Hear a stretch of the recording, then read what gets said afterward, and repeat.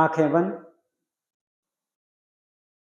लंबा और गहरा श्वास लेते हुए परमेश्वर के मुख्य नाम, निज नाम, प्रिय नाम और सर्वोत्तम नाम ओम का 3 बार उच्चारण करेंगे।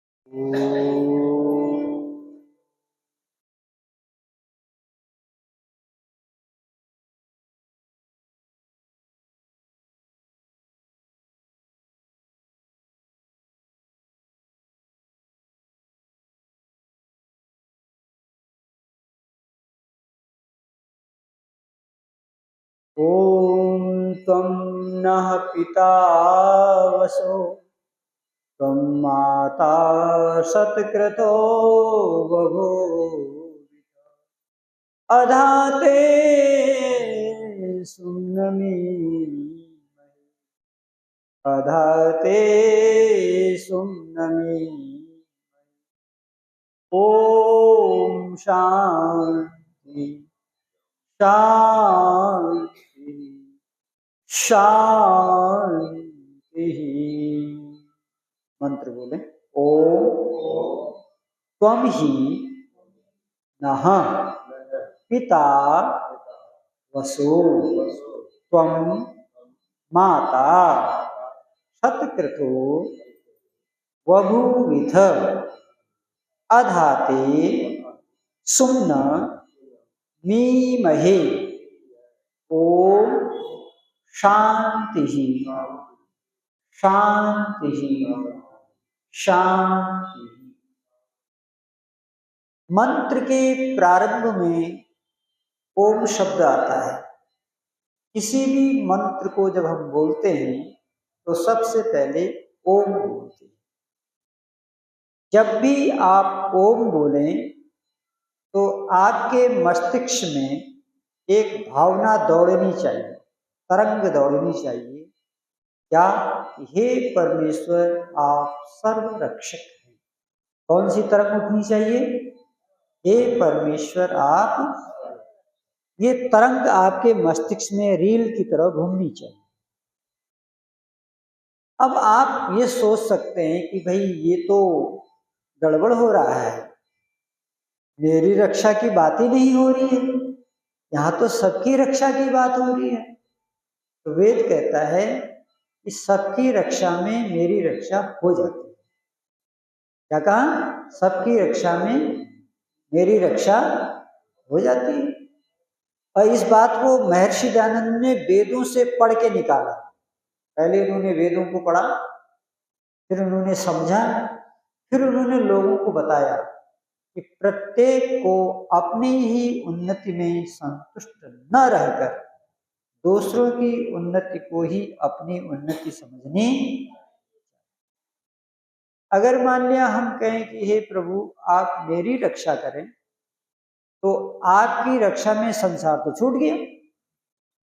अगर सारा संसार दुखी है और आप अकेले सुखी व्यक्ति हैं, क्या कर लेंगे आप? कुछ भी नहीं कर पाएंगे। अपने सुख को अकेले भोगने वाला पशु होता है। कौन होता है? पशु। पशु अकेले भोग करता है और अकेले भोग करने के कारण पशु को ये भी नहीं पता लगता है कि ये मेरी माँ है या मेरी बहन। जिस माँ से पशु का जन्म होता है, पशु बड़ा होकर के उसी माँ से गर्भाधान करता है। क्यों? क्योंकि पशु केवल अपने सुख की सोचता है। मर्यादाएं, सभ्यताएं, शिष्टाचार पशुओं के पास नहीं होते, इसीलिए उनको पशु कहा जाता है। तो अगर कोई मनुष्य अकेले सुखी बनने का प्रयास कर रहा है, अगले जन्म में उसे पशु बनना है, क्योंकि वो वेद के विपरीत काम कर रहा है। क्या कर रहा है? वेद के विपरीत काम कर रहा है। वेद ने तो सारी दुनिया के लिए संदेश दिया, सर्वे भवन्तु, सर्वे सन्तु निरामया, सर्वे भद्राणि पश्यन्तु मा कश्चित्। इसलिए अकेले सुखी होने का प्रयास कभी भूल के भी मत करना। मैं सुखी हूँ, मेरे बच्चे सुखी हों, मेरा परिवार सुखी हो, मेरा पड़ोसी भी सुखी हो, मेरा मोहल्ला भी सुखी हो, मेरा गांव भी सुखी हो, मेरा राज्य सुखी हो, मेरा देश सुखी हो और पूरा विश्व सुखी हो। जो विश्व बंधुत्व की कामना रखता है वही ईश्वर का सबसे प्रिय होता है। तो जब भी आप ओम बोलें तो आपके मस्तिष्क में ये घूमना चाहिए कि हे प्रभु, आप सर्वरक्षक हैं, आप सबकी रक्षा करते हैं। फिर धीरे से जाकर के पॉलिश लगा लीजिए, मेरी भी कीजिए, फिर पॉलिश लगा सकते हैं आप, लेकिन पहले आप सबके लिए कीजिए। उसके बाद मौका मिले कि प्रभु मुझे मत छोड़ना, वो छोड़ेगा नहीं, लेकिन आपकी भावनाएं हैं, आप कह सकते हैं। लेकिन यदि आपने पहले किया प्रभु दुनिया जाए भाड़ में, मुझे सुखी करना, तो फिर आप भाड़ में चले जाओगे, भले दुनिया भाड़ में नहीं जाए। तो इस प्रकार से हमको चिंतन करना है। ओम कहते हैं। अब अगला शब्द त्वम। त्वम माने आप कौन? परमात्मा। ओम हे सर्वरक्षक परमात्मा, वसो हो। वशो हो का अर्थ होता है वासुदेव। परमात्मा का एक नाम वासुदेव है।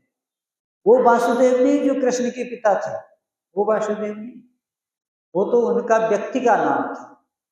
क्योंकि पहले जमाने में नामकरण संस्कार वेद के शब्दों से होता था, तो इसलिए वेद वासुदेव वेद का शब्द है, इसलिए मनुष्य ने वो नाम ले लिया, अच्छी बात है। लेकिन आज तो वेद के शब्दों से नाम नहीं रखे जाते, आज तो नाम अंग्रेजी शब्दों से रखे जाते हैं, अल्फाबेट से रखे जाते हैं, वर्णमाला से कोई नहीं रखता। मैं जहाँ संस्कार कराने जाता हूँ, आचार्य जी ऐसा नाम रखना कि आगे ए आ जाए, ए फॉर एप्पल।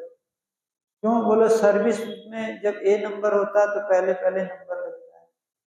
ये बदल गई भावना, क्योंकि आज का इंसान मनुष्य बनने के लिए पुरुषार्थ नहीं कर रहा है, अधिकारी बनने के लिए, नौकर बनने के लिए, इंजीनियर बनने के लिए, डॉक्टर बनने के लिए परिश्रम कर रहा है, लेकिन मनुष्य बनने के लिए परिश्रम नहीं कर रहा। और माता पिता भी यही सोच रहे हैं, डॉक्टर बन जाए, इंजीनियर बन जाए, मनुष्य बने चाहे न बने, लेकिन डॉक्टर बन जाए, वकील बन जाए, राष्ट्रपति बन जाए, मोदी बन जाए, मोदी भले ही इंसान न बने। ये आज की चिंता है। छोटे छोटे बच्चे अपने बच्चों कहते हैं हर हर मोदी, हर हर। राम को भूल गई, कृष्ण को भूल गई, कणाद को भूल गई, जैमिनी को भूल गई, पतंजलि को भूल गई।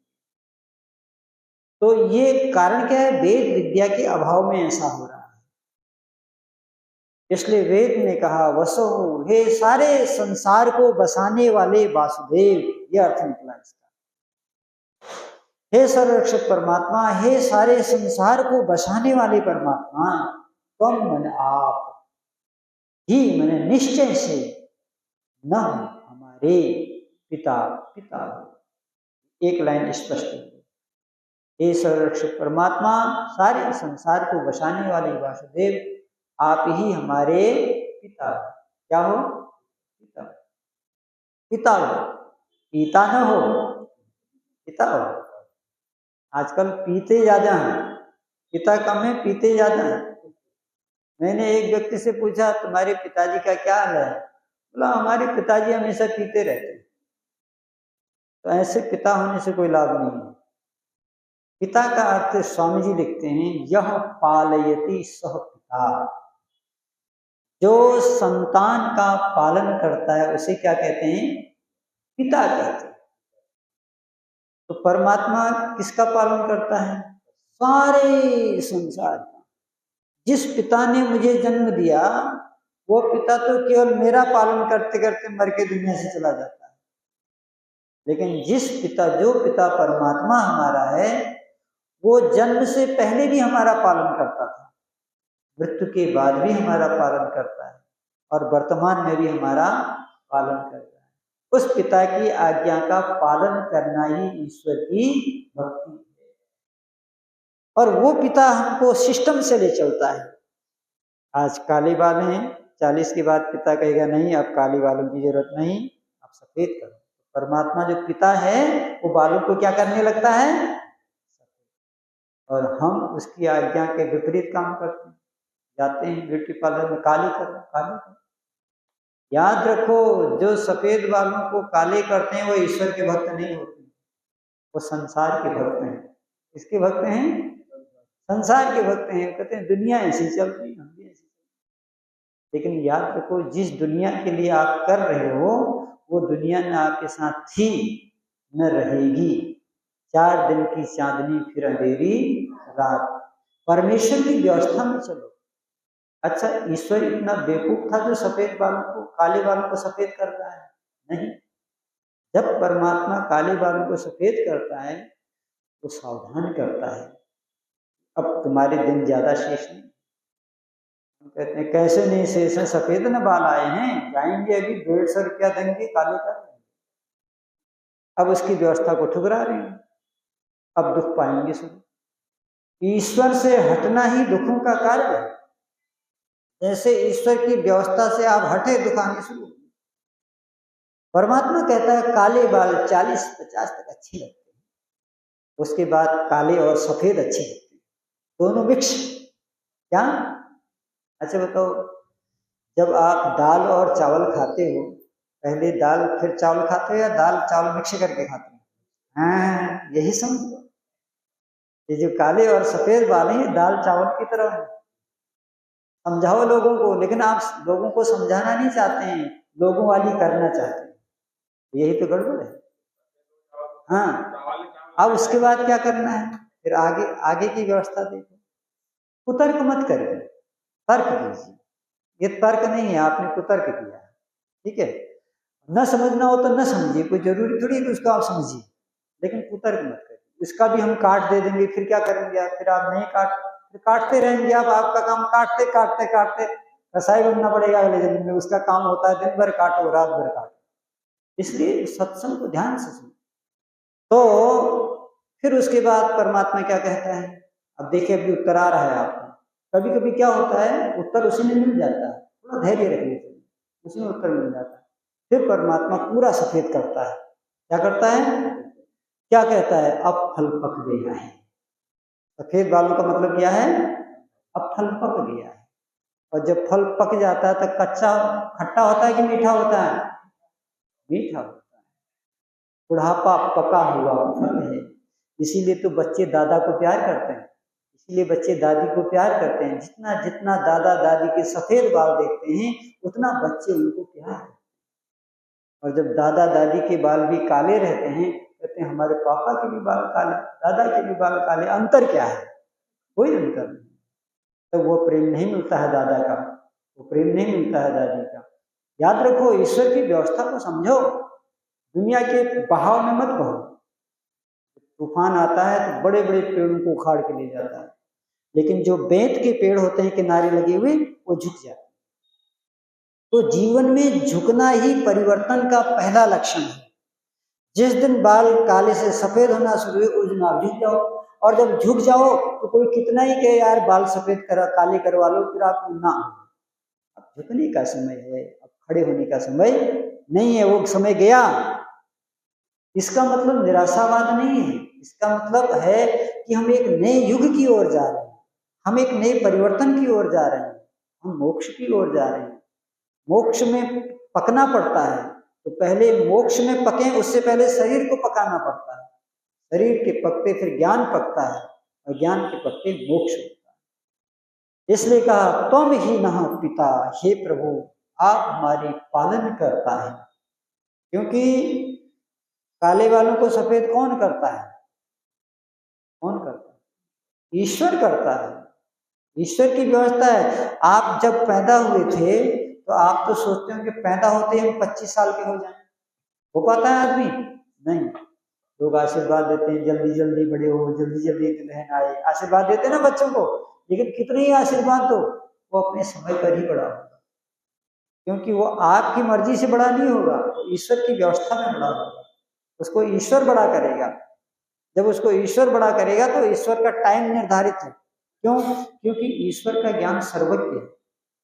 मनुष्य नियम बदलता है तो मनुष्य कहता है ये नियम थोड़ा आगे कर लो, थोड़ा पीछे कर लो, मनुष्य में चल जाता है। लेकिन ईश्वर का नियम 1 सेकंड न आगे होता है, 1 सेकंड न पीछे। क्यों? क्योंकि वो सर्वज्ञ है। उसने जो कुछ भी किया है, हानि लाभ भूत भविष्य सबको देख करके, त्रिकाल दृष्टा है वो, सब कुछ देख करके उसने निर्धारित किया है। ईश्वर की व्यवस्था में परिवर्तन करने का मनुष्य को कोई अधिकार नहीं। ये बात आपके समझ में आ जाए, इससे बढ़िया ईश्वर भक्ति कोई नहीं। अब आप सारी व्यवस्था परिवर्तन कर दे रहे हो ईश्वर की, उसके बाद कह रहे हो हम ईश्वर के भक्त भी बनेंगे, क्योंकि उसके नियमों का पालन ही उसकी भक्ति है। स्वामी जी से सत्यार्थ प्रकाश ने पूछा ईश्वर की भक्ति क्या है, तो स्वामी जी कह देते हवन करो, संध्या करो, उपासना करो, अष्टांग योग करो, बहुत कुछ कह सकते थे। लेकिन उन्होंने प्रश्नकर्ता के भाव को समझा कि प्रश्नकर्ता का भाव क्या है, कि ईश्वर की आज्ञा पालन क्या करना है। क्योंकि हमने कई बार सुना है योग करना चाहिए, संध्या करनी चाहिए, उपासना करनी चाहिए, ध्यान करना चाहिए, बहुत बार पढ़ा है। फिर भी व्यक्ति पूछ रहा है ईश्वर की आज्ञा क्या है। तो उसके स्तर पर आके ऋषि कहते हैं कि ईश्वर की आज्ञाओं का पालन करना ही ईश्वर की भक्ति है। तो ईश्वर की आज्ञा कहाँ है? ईश्वर की आज्ञा वेद में है। वेद में ईश्वर ने कहा है। तो उस आधार पर यदि हम करेंगे तो हमारा जीवन सुंदर होगा। तुम नहीं पिता वसु, हे परमात्मा आप ही हमारे पिता हो, आप ही हमारे पालक हो। जिस पिता ने हमको पैदा किया वो पैदा करने से पहले हमें नहीं जानता था कि हम कहाँ हैं क्या हैं, और वर्तमान में हमारा पालन तो कर रहा है, लेकिन कोई गारंटी नहीं, कभी पिता आगे चला जाता है, कभी पुत्र आगे चला जाता है। देखा ना संसार में कई बेचारे पिता बचपन में ही चले जाते हैं, किसी का बेटा ही बचपन में चला जाता है। इससे पता लगता है कि संसार में न कोई सच्चा पिता है, न कोई सच्चा पुत्र है, व्यवहार चलाने वाले हैं। सच्चा पिता कौन है? परमात्मा। आप ही हमारी सच्ची पिता। एक पद का मैंने अर्थ किया है, अब अगले पद का चिंतन कल करेंगे, ठीक है? इसी मंत्र को भी कल। बहुत बहुत धन्यवाद।